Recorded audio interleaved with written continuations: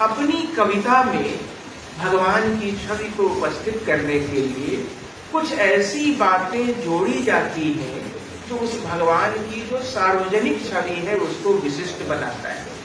तो कविता की दुनिया में थोड़ी असाधारणता, थोड़ी रहस्यात्मकता, थोड़ा चमत्कार करने का भाव, यह सब उपस्थित होता रहता है। और कृष्ण तो इस मामले में अनूठे हैं। उनका अपना सहज सौंदर्य तो है ही, इससे सुंदर संसार में कुछ नहीं।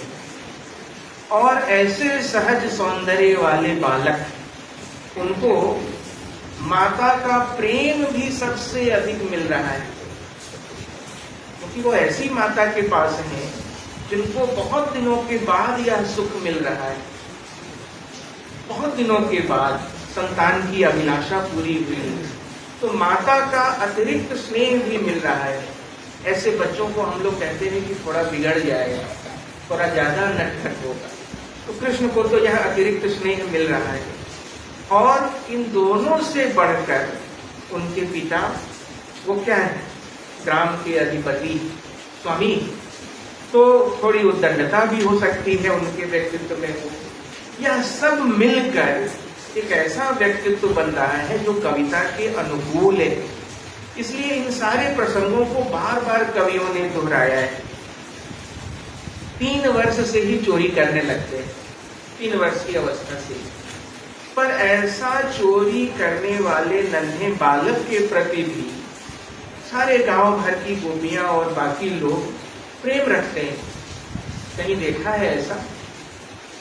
पर चूंकि कृष्ण के व्यक्तित्व में असाधारणता लाई है, यह साधारण नहीं।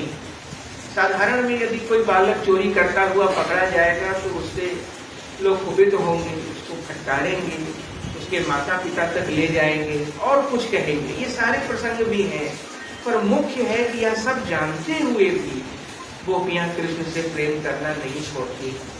तो यह जो स्वाभाविकता में अलौकिकता का निर्माण है, सामंजस्य है, यही कविता के लिए कृष्ण को अनूठा विषय बनाती है। और तो राधा है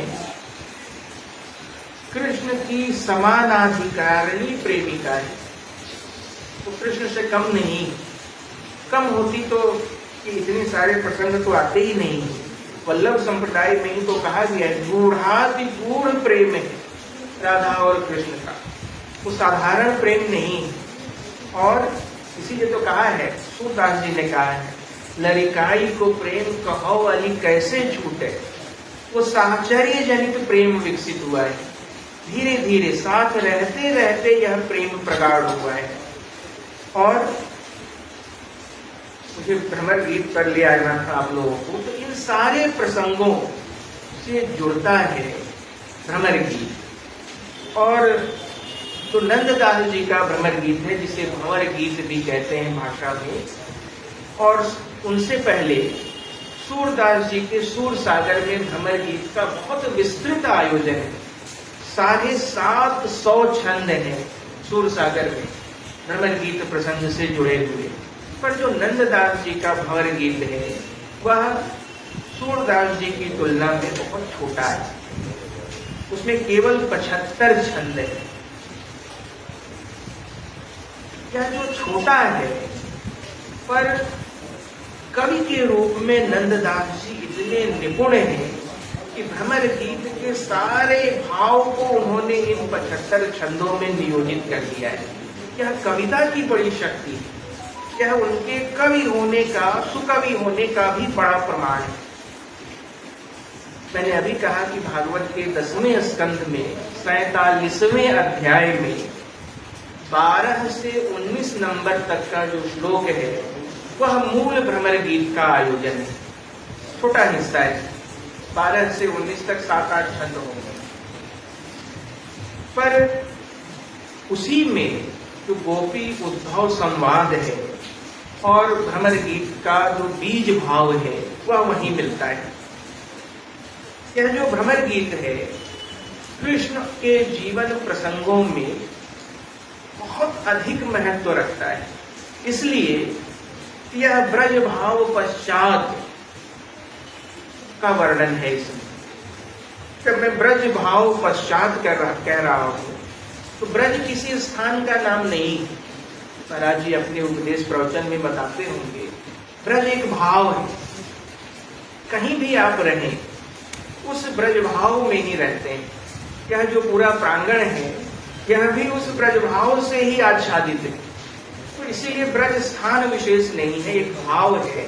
वह भाव जिसमें ब्रज की कमनीय रसमयी लीलाओं की चरम परिणति कृष्ण के बाल्य जीवन प्रसंगों से होते होते जो महारास है, रास लीला है, वहां तक के भाव को ही ब्रज भाव कहते हैं। पर भ्रमर गीत उस ब्रज भाव के बाद का प्रसंग है। वह ब्रज से मथुरा प्रयाण से जुड़ा हुआ है और सैद्धांतिक रूप से यह जो ब्रज से मथुरा जाना है उसके 4 अर्थ किए गए। केवल कृष्ण नहीं गए थे, वह इच्छा से कर्म की ओर प्रयाण है, वह सौंदर्य से शक्ति की ओर प्रयाण है, माधुर्य से ओज की ओर प्रयाण है और भोग से साधना की ओर प्रयाण है। यह केवल एक स्थान परिवर्तन नहीं है। इसलिए कहा कि ब्रज भाव वहां रुकता है और दूसरे भाव उपस्थित होते हैं कृष्ण के जीवन संदर्भ से। और क्या होता है, 3 बड़ी घटनाएं होती है मथुरा में। कंस का वध होता है, ये बड़ी घटना है। देवकी और वसुदेव की मुक्ति होती है कारागृह से, और बहुत संघर्ष के बाद अग्रसेन जी महाराज बनते हैं, राजा बनाते हैं उनको। ये 3 बड़ी घटनाएं। इन तीनों बड़ी घटनाओं में मथुरा में रहते हुए कृष्ण बड़े डूब गए थे। उन्हें अवसर ही नहीं मिल पा रहा था कि कुछ और सोचें, उनके ध्यान में कुछ और आए। और बाह्य संघर्षों, ये सारे संघर्ष जब कम हुए, थोड़ी स्थिति बनी उनकी, तब उनको ब्रज की उन मधुर लीलाओं की याद आई जो पीछे छूट गया था।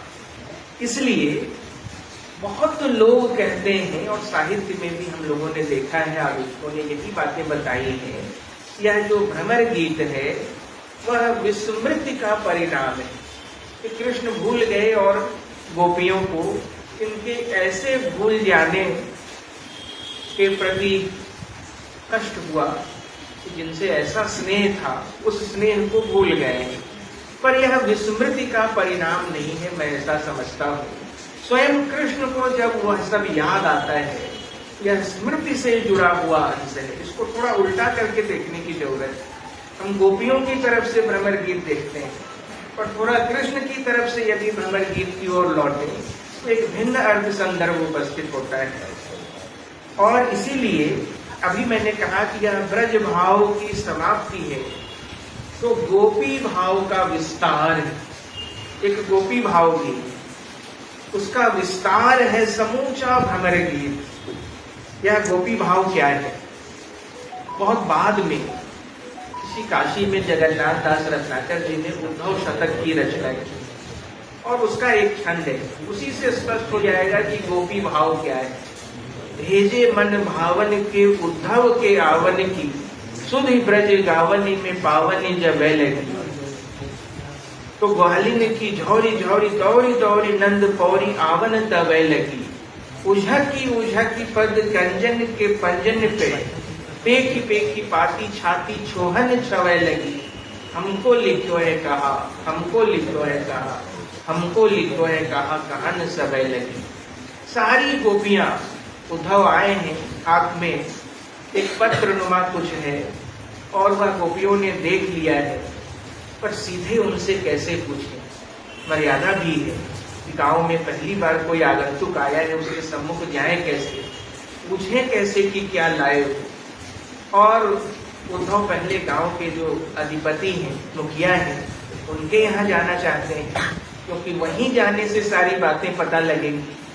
उनके घर के बाहर ऊंची दीवार है, गोपियां सीधे वहां जा नहीं सकती नंद बाबा के सम्मुख, तो दीवार के पीछे खड़ी और देखना चाह रही है कि यह लेकर के क्या आया है, कौन आया है।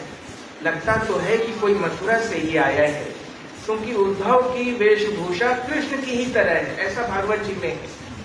कि हूबहू वो वैसे ही वस्त्र आभूषण पहनते हैं जैसे भगवान पहना करते थे। तो अनुमान तो लगा लिया है गोपियों ने कि हैं यह मथुरा के, पर इनके हाथ में क्या है। और सारी गोपियां ऊंची दीवार के पीछे हैं, तो देखें कैसे, अपने अपने पंजों के बल खड़ी हो जा रही, थोड़ा और ऊंचा बना ले अपने को, और झांक रही हैं दीवार के भीतर। और तब सब एक दूसरे से कह रही कि देखो मेरे ही नाम की चिट्ठी है। पर दूसरी कहती अरे नहीं जाओ, ये मेरे नाम की चिट्ठी है। सारी गोपियों को लगता है कि कृष्ण ने उसी के लिए पत्र भेजा है। यह गोपी भाव का विस्तार है। सबको लगता है कि वो जो उद्धव जी के हाथ में है वो उसी के नाम की पाती है।